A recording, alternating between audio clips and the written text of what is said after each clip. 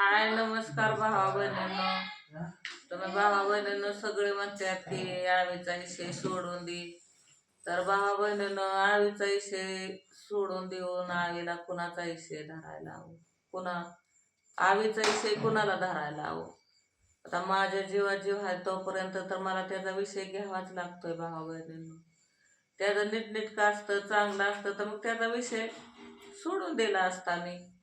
तर आता मी आजारी आहे हे आहे म्हणून किती नुकसाने झाले. त्याला डब्बं नाही तर त्याचं काम बोललं माझं बी बोललं. पण आता ते सध्या म्हणतोय की तुझं बुडू दे बुडलं तरी तुझं तर तो काम काय आहे ना. म्हणतोय ऐक माझं, तुझं काम आहे ना, बुडलं तरी बुडू दे, त्याचा काही विषय नाही. त्यानं जरी त्याला वेळेवर डब्बं गेलं ना त्याचं ते तरी 500 रुपये त्याला हजरी आहे. गाडीचा हप्ता फिटून तुला सांगते किती लागतंय दोघाला अगं. मग काय तर दुःख पाप कसं बी भावा बहिणीनं मला त्याला डबं हे करून द्यावंच लागतं. पावसामुळं काय झालंय, जरा कामाचा लयच विषय झालाय भाऊ बहिणी. आणि पावसाचं गावाकडले अवघड असते. ती म्हणले ती काम घेतो आम्ही तर घेतले ते वाटतं काम. तो ती पिशवी देऊ गोळ्याची ते त्याचे मिस्त्री आहेत त्यांनी घेतल्यात वाटतं काम. येतोय फोन बरं त्याला सांगा. भावा बहिणींनो मला सोशल मीडियावर सुद्धा एखादा 2 व्हिडिओ टाकावंच लागतील माझ्या पोटासाठी. आता तर मला सध्या शेतीतलं सुद्धा काम होणार नाही, काहीच नाही. माझी लईच अवघड परिस्थिती हो. आता कसं आहे माहिती आहे भाऊ बहिण, सोशल मीडियावरती अशा कितीतरी लाखो करोडो लोकांनी म्हणजे अशा आयडिया ओपन केल्या आहेत. प्रत्येकाचं चॅनल आहे. त्यांनी कशासाठी काढलेलं आहे सांगा बरं तुम्ही. जगायसाठीच काढलेलं आहे ना, की बाबा आपण या सोशल मीडियाच्या माध्यमातून 4 रुपये कमावत आणि आपण आपल्या पोटाला 2 घास सुखाचं खावत. असं कुणाला वाटत नाही की सुखाचं आपण 2 घास खावत भाऊ बहिणींनो. विषय असा तर तुम्हाला सांगते, माझ्या आईचं जरी झालं ना तरी पण आता त्यांनी जी आयडिया आज काय करोडीची प्रॉपर्टी किंवा रानरून कुठे घेऊन ठेवलं नाही, किंवा 4-5 गुंठा कुठे घेऊन ठेवलेला नाही. फक्त एवढंच की 3-4 महिन्यात पेमेंट येईल ती करायचं आणि खायचंच आहे. माझं तुम्हाला सांगते, तुम्हाला तर माहिती आहे आईला काही शुगर आणि बीपीचा प्रॉब्लेम झाल्यामुळं आता शेतीतलं काम करायचं म्हणल्यानंतर ना काही सोपी गोष्ट नाही ती, किंवा सोपं काम नसतं शेतीतलं. शेतीत भरपूर असं कष्ट करावं लागतं. आणि जी शेतकरी आमची भाऊ बहीण आहेत का नाही, ह्यांना पण माहिती असं की ती शेती पिकवतात म्हणल्यानंतर त्यांना बी माहिती आहे की शेतीमध्ये किती कष्ट घ्यावं लागतं. आणि जी मंजूर आहेत, जी कामाला जातात शेतीमध्ये, त्यांना सुद्धा माहिती आहे की शेतीमध्ये जर आपण लोकांच्या कामाला गेल्यानंतर ना किती कष्ट करावं लागतं. काय का आपल्याला पैसा देतात ती, आपल्याला पगार बस आहे 200-250 रुपये, पण ती काय आपल्याला बसून देतात का नाही. आणि मालकांना सांगून जमल का मला असं आहे तसं आहे, मग त्याला कामाला कशाला आला तुम्ही. आणि तसंच झालं भाऊ बहिणी. आता तुम्हाला सांगते, आता एक तिला शुगर आणि बीपीचा प्रॉब्लेम झाला बरं का. माझ्या माहितीनुसार तुम्हाला सांगते, माझं लग्न साधारणपणे झालं होतं किंवा नव्हतं झालं. मी पुण्याला कामाला होती बहुतेक. तर तुम्हाला सांगते, ही आमच्या इथं आहेत ना, आमच्या इथं आई कामाला गेली होती. उसातच गेली ना ग तू, खत टाकायला काय खत टाकायला उसात गेली होती. तर ही उसात चक्कर येऊन पडली होती भाऊ बहिणींनो. तर चक्कर येऊन पडली तर साधारणपणे का तिला काही लगेच चक्कर येऊन पडल्यानंतर तुम्हाला सांगते घरी काही लगेच येता आलं नाही. तर जी मालकीण होती ना, त्या मालकीनं काय केलं, हिला तुम्हाला सांगते तर झोपायला लावलं. थोड्या वेळ झोपायला लावलं आणि त्यांनी बाहेर आणले मला नाशी हवेला टाकली. म्हणजे कसं आहे माहितीये का, आता माझ्यावरच तुम्ही अनुभव घ्या ना. मी अशी लय धंडाकड दिसते या. म्हणजे तुम्हाला सांगते, माणसाला वाटेल की 100 किलोची आहे, 1 क्विंटलची आहे, हिला काय रोग उठलाय असं माणसाला वाटतं बरं का. पण जी शरीरामधले जे आपल्या वेदना आहेत त्या, आणि जी शरीरामध्ये जे आपण कमजोर झालेलं आहे, ही आपल्यालाच जाणवतं. ती समोरच्याला जाणवत नाही. समोरच्याला आपण भले दांडगं तुम्हाला सांगते की असं वाटतं की बाबा ह्याला काय झालंय, कितीतरी भारी दिसतोय, आणि ह्यांची नुसती नाटकं आहे ती, ह्यांची नुसती मज्जा आहे, ह्यांना आयतं खायची सवय लागली, ह्याव झालं त्याव झालं, ही फक्त बोलणाराची तोंड असते ती. पण ज्या व्यक्तीला त्रास होतो त्याच व्यक्तीला तो त्रास माहिती असतो. आता तुम्हाला सांगते, मला थायरॉइड आहे.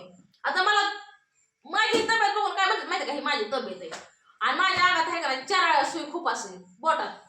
तर तुम्हाला सांगते, रक्त चेक करायला डॉक्टरला रक्त आला नाही. आता मी एक खोटं बोलेन, मी सोशल मीडियावर आहे म्हणून असं लोकांना वाटतं की मी खोटं बोलत असेल. डॉक्टर तर खोटं बोलणार नाही. आता डॉक्टरला काय माझ्या 4 सुया खूप असल्या का माझ्या हातात? नाहीच. खूप असल्या का तुम्ही सांगे? नाहीच खूप असल्या ना. अंगात रक्त नाही, रक्तच तुम्हाला सांगते सुई खूप असल्या तर रक्त आलं नाही माझं चेक करायला.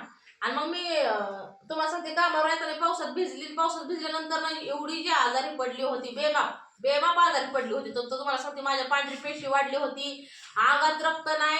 आणि अजून तर माझं लेकरूना बाळला कशातच बसत आहे, तरी पण तुम्हाला सांगते माझं शरीर मला साथ देत नाही. माझं गुडघं दुखते तर, माझं सांध दुखते तर, माझी कंबर दुखती, माझा आता ही भाग सुद्धा माझा पूर्ण गेलेला आहे.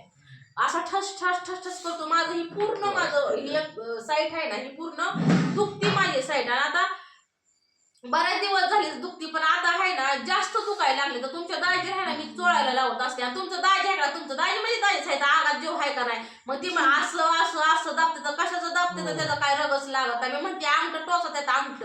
ज्यावेळेस तर अंगठ्याने मला थोडंसं दाबल ना त्यावेळेस तुम्हाला सांगते बरं वाटतं. तसंच हिचं पण आहे. मग आता लोकांना लय वाटतं की म्हातारी नाटकच करते, डॉलरच कमी. अरे डॉलर येतोच किती, अर्धा नाही तर एक. यूजवाला तर तुम्हाला जी युट्यूब चॅनल चालवतात त्यांना नक्कीच माहिती पडत असं की बाबा डॉलर किती येते आणि किती नाही. येतात तिला जगाय पुरतं भावा बहिणींनो. हाय सुखवाशी हा चला बाबा युट्यूब देत आहे आपल्याला 4 पैसे जगायसाठी, किंवा तुमची बी मेहरबानी आहे, तुमचे बी सपोर्ट आहे भावा बहिणींनो की तुम्ही बी सपोर्ट करता व्हिडिओला. तर असंच ज्या गरजवंत लोक आहेत ना त्यांना नक्कीच भावा बहिणींनो खरंच तुम्ही सपोर्ट करता किंवा तुम्ही ही साथ देता, ह्याच्यात तुम्हाला खरंच मनापासून मी आभार आहे बरं का. तर आता आईला आता बऱ्यापैकी तुम्हाला सांगते म्हणजे बऱ्यापैकी हाय. आता कसं आहे माहिती आहे त्याच्या पोटात म्हणजे असं कळ होणं किंवा जुलाब उलटी ह्याच्याद्वारे तुम्हाला सांगते साखर आहे ना, हे साखर बाहेर पडलं कारण की डॉक्टरांनी गोळ्याच अशा दिलेल्या ह्याच्या. आणि ही जी टॉनिक दिलेलं आहे, हे टॉनिक तुम्हाला दाखवलंच आहे. ही जी टॉनिक आहे ना, हे टॉनिक तिला भूक वाढण्यासाठी किंवा हे शुगरचं काहीतरी. आता आपल्याला काही इंग्रजी वाचा येत नाही बरं का. ल इन सा टोन प लॅन्स प्लॅन्स. आता इंग्रजी काय मला जास्त म्हणजे वाचायला येत नाही बरं का शक्यतो. पण आता हे कुठल्या प्रकारचं आज म्हणजे कुठल्या शुगरचं आहे का बीपीचं आहे का तुम्हाला सांगते. हा हे तुम्ही दाखवले की प्रेग्नेन्सी बायला सुद्धा चालतं. म्हणजे ही एनर्जी जी तुला ऐकून गर्भवती बायांसाठी सुद्धा हे चालणार आहे. म्हणजे ही टॉनिक आहे का, तुला दिसतं का हे बाळ. मग इथं गर्भवती बाय म्हणजे ही जी टॉनिक आहे ना, तर ही टॉनिक तुम्हाला सांगते भूक वाढीसाठी आहे की भूक लागावी आणि जेवण जावावं. आणि जेवण केल्यानंतर जे अंगात कमजोरपणा आलेला आहे, जी शरीरात जे आपलं असं थकवा जे जाणवतोय ना, तर तुम्हाला सांगते जेवण करून पोट भरून जेवण करून आहे ना की तुम्हाला सांगते त्याला अंगात आपल्या ताकद आली पाहिजे. हे दिलेलं आहे त्यासाठी टॉनिक दिलेलं आहे. आणि तुम्हाला सांगते ही जी गोळ्या आहेत ना, काय झालं तुम्हाला चळचळ करायला लागला तुम्ही मच्छर चालते मच्छर झाले. आता वलाडी पावसात तर आता तुम्हाला सांगते ही जी गोळी आहेत ना, ही बहुतेक शुगर बीपी असेल जे असेल. पण तिला आता शुगर बीपी वाढल्यामुळे त्याच्याच ह्या गोळ्या आहेत त्या. आता कुठल्या बी ही शुगरची आहे का, ही बीपीची आहे का, ही शुगरची आहे बीपीची आहे, ही मला सांगता येणार नाही बरं का. पण जी आहे ती आहे. आता ही जी गोळ्या चालू आहेत ह्या गोळ्या खाल्ल्यापासून तिला लय नाही पण थोडस बरं आहे. तर आळे ह्या विषयावर तुझं काय म्हणणं आहे मग.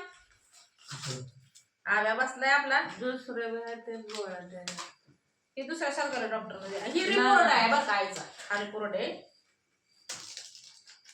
हा ही पण डॉक्टरने दिलेल्या आहे त्या डॉक्टरने दिल्या त्या दुसऱ्या. म्हणजे दवा पाणी वेळेवर जर केला तरच आपलं शरीर. आणि कसं आहे ती म्हणतात की बाबा डॉक्टर जर नसतं तर माणसांचं काहीच खरं झालं, काहीच खरं नसतं. डॉक्टर जर नसतं तर माणसाची जिंदगीच नाही बाबा आजारी माणसांची. खरं ते सांगते भाऊ बहिणींना मी. डॉक्टर म्हणजे देवच.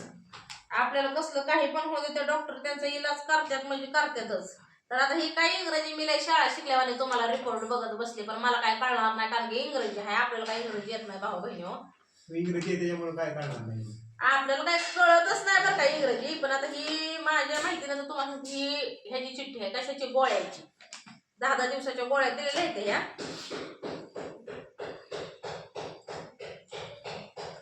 आणि रिपोर्ट आहे.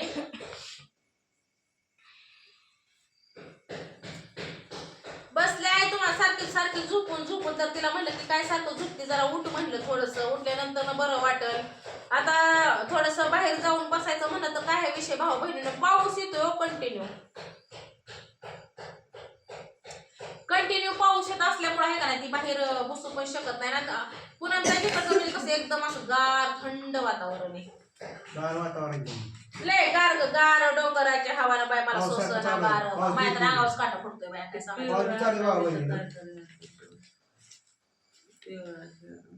ही तुझी शुगर बीपी आहे ब्लड असू द्या. तर चला मग भाऊ बहिणींनो आव्याला लयच लांब कॅमेरा लावलाय. आव्या जा बाबा ते कॅमेरा बघ. तू ह्या इथं मी ह्या इथं हात बी पोचा नाही त्या कॅमेरा पर्यंत.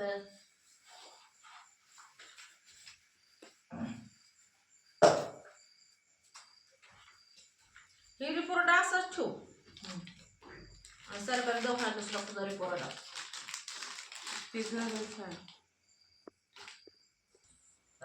तर कसं आहे भाऊ बहिणीनं त्याला जो मोकळा सोडला तर मग हे अनेक मोकळा सुटत.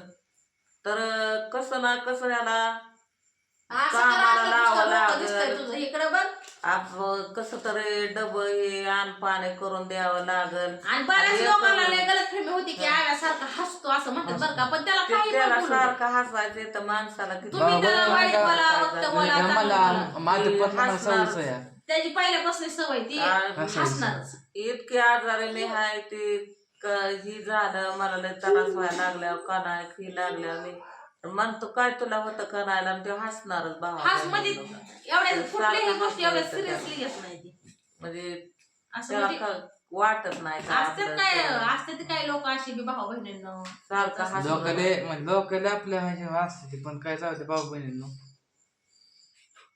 भगवंताला परमेश्वराने सगळ्याला एकसारखं बनवलं नसतं देवाने किंवा देवानी प्रत्येकाला मेंदू दिलाय तर नाही असं नाही. भावाबहिणीनं तुमचीच कृपा मदत करा मला. सगळ्यांनी सगळ्याला मेंदू दिलाय बरं का देवाने सगळ्याला मेंदू दिलेला आहे पण सगळ्याला एकसारखा मेंदू नसतो दिलेला भाऊ बहिणींना. प्रत्येकाचा आहे ना ज्या त्याच्याच लिमिट न तो चालतो.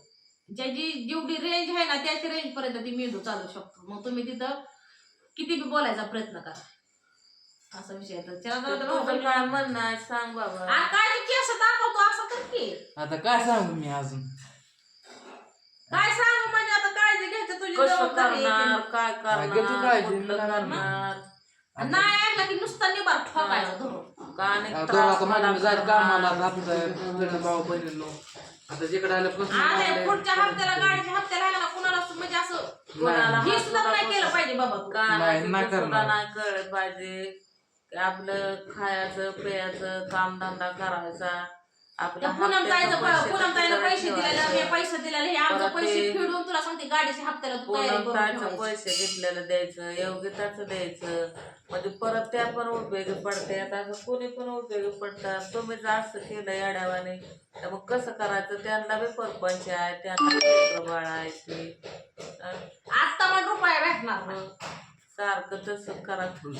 काम तरी भाऊ बहिणींना हातावर एवढा प्रयत्न ह्याला सारखं सांगते मी सारखं शिकवते की हप्त्याचे पैसे मात्र तो लगेच तयार काय बी ठेवायचं करायचं, पण काय बी हप्ता करायचं ठेवायचा. पण तयार ठेवायचं आणि गपचूप आपलं सोडून द्यायचं.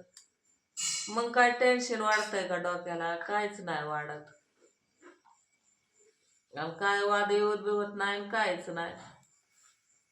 इकडे आल्यापासून भाऊ बनवून मग आता का बापा मग बहिणींनो घेतात ते फोन. याला हत्ता व्हायला एवढं मी सांगते. मग आता ते ऐकायचं का नाही ऐकायचं का कसं करायचं का काय करायचं ते त्याच्या डोक्याला त्याने ठरवायचं.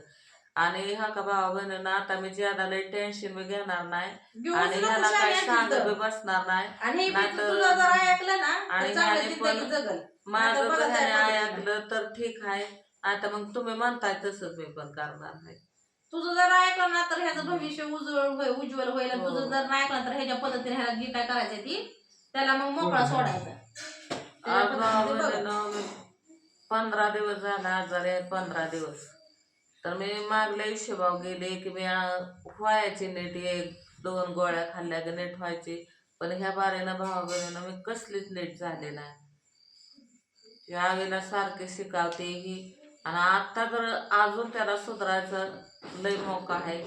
त्याला सुधारायचं का नाही ते त्याने ठरवायचं भावा बहिणींनो. मग इथनं पुढं तर आपण त्याला काय सांगणार बी नाही आणि बोलणार बी नाही. पण केस पकडले भाऊ बहीण पिकायला लागलो. जाऊ दे चला.